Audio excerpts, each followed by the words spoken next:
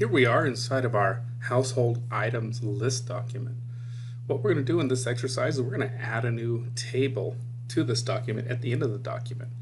My insertion point is blinking here as I can see at the beginning of my document.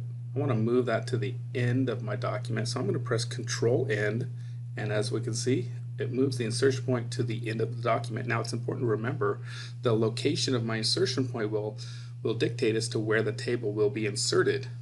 So what I need to do next is I need to come to my Insert tab, and then here in the Tables group I'm going to just click Table. And then I have this table grid here. If I hover over this area, I get a little preview inside my document, as you can see. What I want to do is I want to come to the 3 by 3, 3 columns by 3 rows. And then I'm going to click right there on that table grid. And there I have it. It adds a table for me. With my insertion point blinking here in the first cell, I'm going to type the column header product name, and then I'll press Tab one time. As you can see, my insertion point moves to the center cell, or I should say to the next cell over. And in this case I'm going to type in product category as a column header. And then I'll press Tab again, and then type in the next column header, unit price.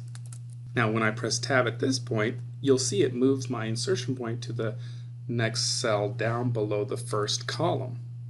And in this case I'm going to type in seats, press Tab, interior, because that's the interior category, press Tab. This one I'll put in the $sign. This one's going to be $2.25. Then I'll press Tab for the next product. This one's floor mats, and then I'll press Tab. This is also interior, press Tab, put in the $sign. This one is $85. Now when I press Tab at this point, it adds a new row for me automatically.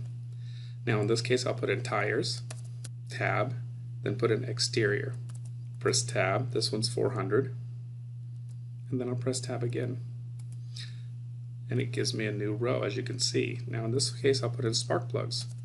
I'll press Tab. This one is engine category, press Tab, and this one put in the $sign, and then I'll put in 45. And that's all there is to it.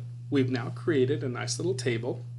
We've had multiple rows after the fact, and then later in coming exercises we're going to talk about how we can modify this, format this table, and even do calculations. So look forward to those exercises as well. Thanks for joining me, and I hope you share this with as many people who might need to know it.